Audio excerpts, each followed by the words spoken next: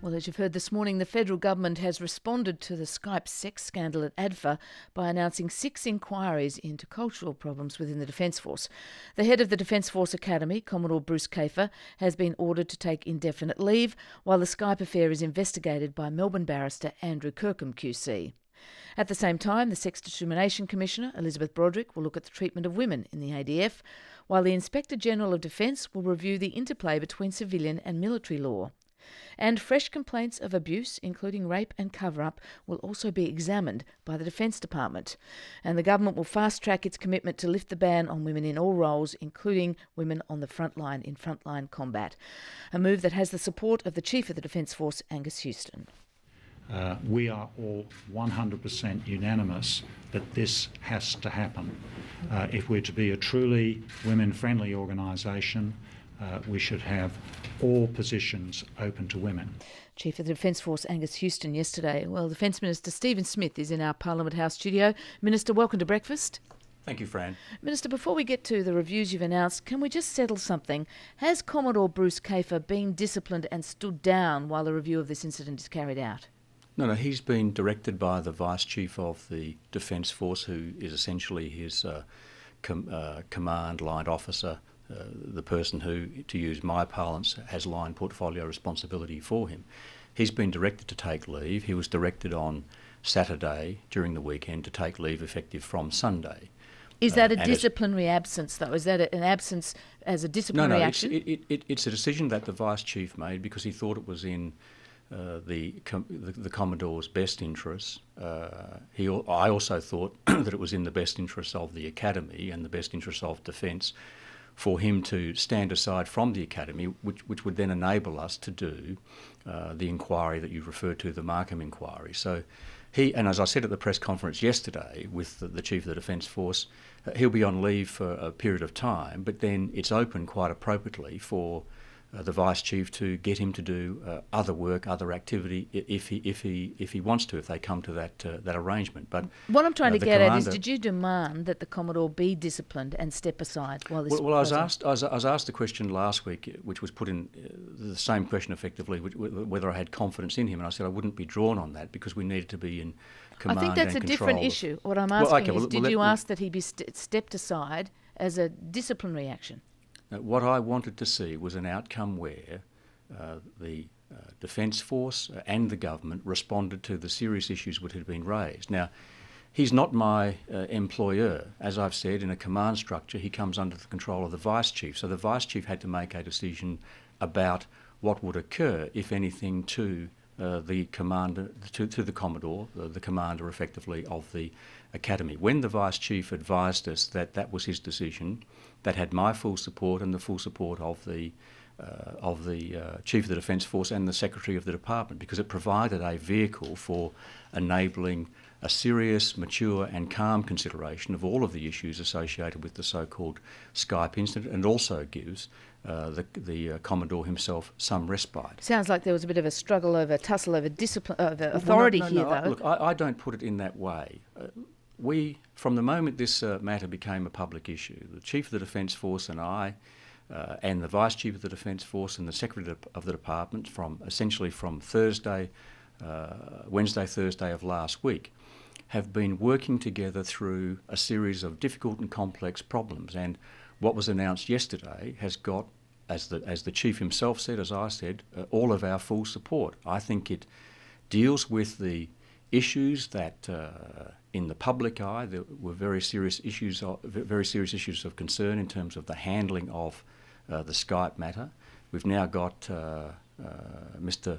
Kirkham QC to deal with those matters, plus the broad-ranging stock takes, audits and reviews of whether it's treatment of women in the Academy itself or the pathways for women in the Defence Force generally, plus the other cultural matters that we're looking at, in particular binge drinking and use of social media. But in terms of your suggestion that Commodore Kafer step aside for a while because you thought that was the best interest of the Academy, what was it in your view that Commodore Kafer had done wrong with this handling of this issue? Well, all of last week and yesterday I said two things. Firstly, whenever an allegation was made or a complaint or an assertion made about his handling of the so-called Skype incident, I said I'll take some advice on that try and make a judgment about the facts and respond to you, which I did to the media.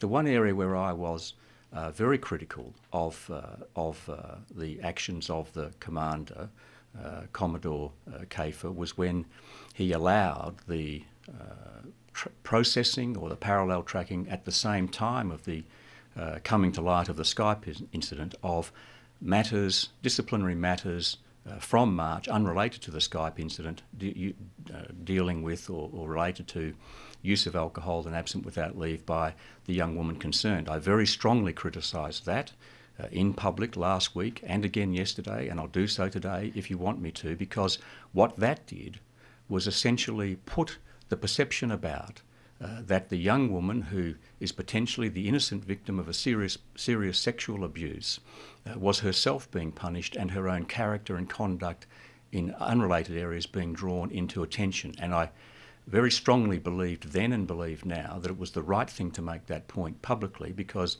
that was a perception which threw us back to a very bad time in Australia's history when that was the norm. Now, I did not want that perception to gain foot or gain hold, because I thought that would not be in the interests of the Academy and certainly not be in the interests of the future of the Defence Force. Okay. Minister, apart from the investigation into this particular scandal and how it was handled within Defence, there's also an investigation into other claims of abuse brought forward.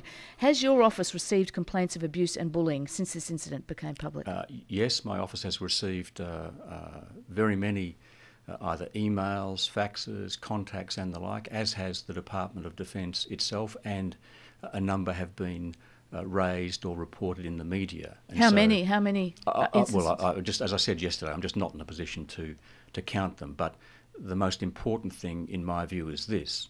There have been suggestions, allegations, complaints made of incidents of abuses in the past or failure to properly handle allegations or suggestions of abuse or vilification, bullying or intimidation. Now, the first thing that's very important to do is to make sure that methodically we work through all of the complaints that have been received, whether by my office or by Defence itself. Now, it's also important in my view that just as some of the other reviews we're doing are external from Defence, it's very important in this case that those matters be dealt with external from Defence as well. And so the Secretary of the Department will commission an external legal team to go through all of those suggestions and allegations that have been made, to see to make a judgment about them, and then to advise me, to enable me to discuss and recommend to my ministerial colleagues, in particular the Attorney-General, whether there's anything more we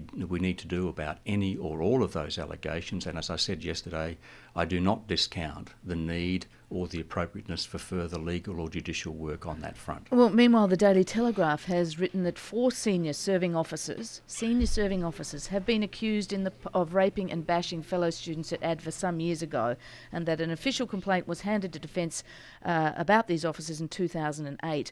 What's your reaction to that news, and have these officers been investigated by Defence yet? Well, firstly, I've seen that story in the Telegraph. That is as much as I know. That's the first point. Secondly, obviously, that is a classic illustration of a matter that needs to be handled in the way in which I have just outlined. It's a very serious allegation, and we need to ensure that that is dealt with by an external legal team in the first instance. To your knowledge, has it been dealt with already? I mean, Defence apparently have had this complaint since 2008. I've seen the Daily Telegraph, literally in the last half an hour. I've seen the headline. I haven't read the story. I wouldn't be proposing to make comments about it. I'm not aware of the detail, the history or the background. And in any event, the substantive response is that complaint will be dealt with in the manner in which I've outlined, which I think is, as a starting point, the most sensible way of handling any number of complaints, from anonymous to ones where there are detailed accounts of instances. They've all got to be handled in a methodical, sensible way, which will enable me, together with my relevant colleagues, to make a judgment about whether any further legal or judicial action needs to be taken. Minister, you've also announced yesterday that you think that all roles and functions in the Defence Force should be opened up to women, including frontline combat operations. This was first recommended a decade ago.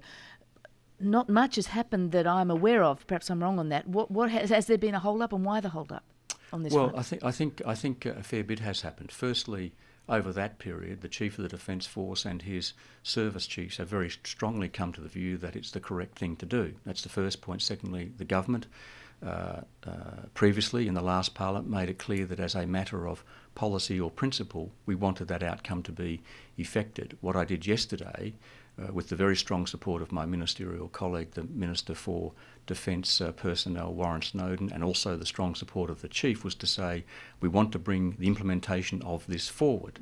The essential starting point is we believe, as does the Chief of the Defence Force, that what you do in the forces should be determined by your physical and intellectual capability or capacity, not simply on the basis of sex or gender.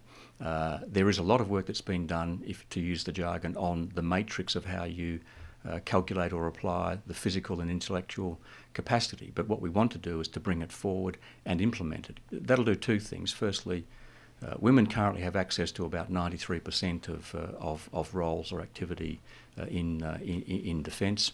They're effectively excluded from the frontline activity and also from particular activity in Navy and Air Force. We think that they should have access to all of those roles on the basis of their capacity, not to be denied on the basis of their sex, but importantly, as in the future they have access to those roles, it opens up in a leadership sense all of the leadership roles for women in defence, the defence organisation and the defence services themselves, and that's an unambiguously good thing. Stephen Smith, thank you very much for joining us on Breakfast. Thanks, Fran. Thanks very much. Stephen Smith is the Minister for Defence. It's 11 minutes to 8 on Radio National Breakfast.